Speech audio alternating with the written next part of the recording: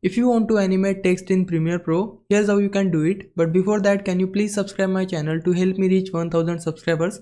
Now coming back to our topic, firstly create your text, select the type tool and click anywhere on the preview screen to type in your text. Now go to the essential graphics and adjust the size, position and alignment as needed.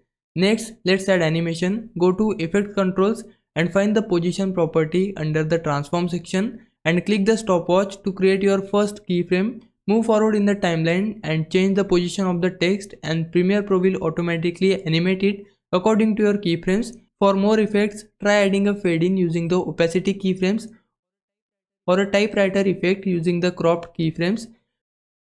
Once you are happy with the animation, play it back and tweak the keyframes to adjust the speed and smoothness of your animation. And that's it. Now you have animated text in Premiere Pro. Now if I was a big help, can you like this video and subscribe my channel. For now, thanks for watching. Bye bye.